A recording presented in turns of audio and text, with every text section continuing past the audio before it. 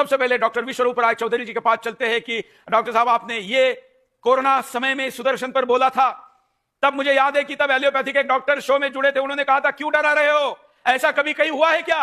तो आपने कहा था ऐसा होगा।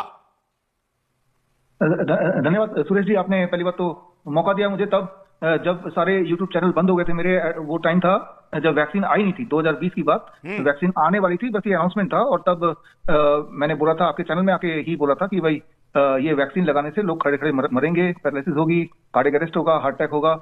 ये उस वक्त कोई प्रिडिक्शन नहीं था। उस वक्त बेस्ड ऑन द साइंस, ये कोविड वैक्सीन के इंग्रेडिएंट जिस तरह से वो बन रहे थे, उस प्रोसेस को समझने के बाद ये कंक्लूजन निकला कि ये तो वैक्सीन नहीं है, वैक्सीन के नाम पे एक जहर दिया जा रहा है, we can call it a slow poison.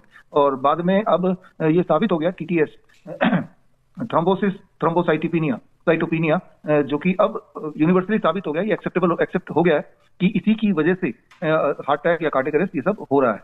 तो उस वक्त जो मैंने बोला था वो आज अनफॉर्चुनेटली सच होता हुआ दिख रहा है। बड़ा दुखद बात है जो वीडियो आपने अभी दिखाया, ये तो दिल दहलाने वाली बात है। मतलब इतना ज्यादा विकराल रूप ले लेगा कि छोटे छोटे बच्चे भी उसके चपेट में आ जाएंगे, इतना तो मैंने नहीं सोचा था। लेकिन ये क्लियर था, उस वैक्सीन लगाने का एक ही पर्पस है, लोगों को क्लियरली मारना, स्लो पॉइजन देना, जो कि वो वैक्सीन कर पाया। और अब मेडिकल जर्नल में, इवन लैंसेट में इस बात का प्रूफ तक भी पब्लिश हो चुका है। अब तो कोई कंफ्यूजन नहीं है कि इससे हो रहा है कि नहीं, इसी से ही हो रहा है, साबित भी हो चुका है, मेडिकल साइंस के अंदर ही साबित हो चुका है। बिल्कुल। और जिस प्रकार की ये पूरी संख्या है, ये संख्या का कोई आंकड़ा मेंटेन नहीं किया जा रहा है, क्योंकि वैक्सीन के कारण मरे हैं इसका सबूत नहीं, ऐसा बहाना दिया जा रहा है। फार्मा लॉबी बहुत अमीर और बहुत शक्तिशाली है, कोर्ट पर भी दबाव बनाती है और बाबा रामदेव जैसे व्यक्ति को भी कटघरे में कई बार खड़ा करवाने की ताकत रखती है, किसी पर भी एफआईआर करवाने की ताकत रखती है। इस कारण डाटा भी एकत्र नहीं किया जा रहा है, उसका यह भी चिंता का विषय है। डेफिनेटली यस, वो जानबूझ के नहीं किया जा रहा है ताकि कोई सबूत ना रहे।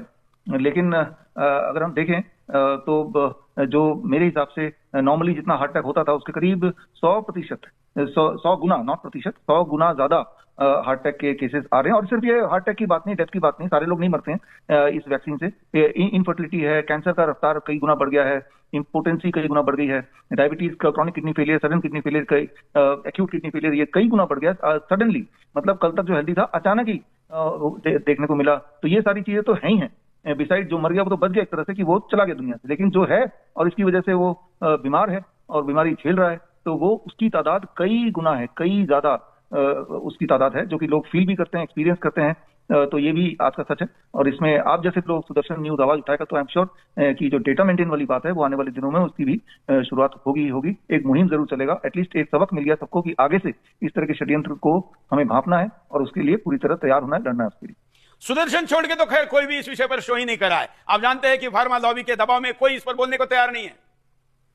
देखिए, भारत की बात तो छोड़ ही दीजिए, जहां तक मैं जानता हूं पूरे दुनिया में जितना भी मेन स्ट्रीम चैनल बोले, जैसे आपका है, मैंने नहीं देखा किसी मेन स्ट्रीम चैनल ने इस मुद्दे को उठाया, ना तो तब उठाया ना अब उठा रहे हैं। मुंह दबे मुंह से तो कोई बोल रहा है, लेकिन इतने ओपनली जिस तरह से आपने आज का कार्यक्रम भी रखा, ये पूरे दुनिया में, चाहे वो CNN हो, चाहे वो BBC हो, किसी ने ना तो तब उठाने की हिम्मत की, ना ही अब उठा रहे हैं। जबकि अब तो मेडिकल जर्नल में साबित हो गया, उसके बावजूद भी, कोर्ट में साबित हो गया, उसके बावजूद भी वो लोग दबे हुए हैं। आप सही बोल रहे हैं, they are being funded by the pharma company, तो वो इसीलिए वो दबे हुए हैं।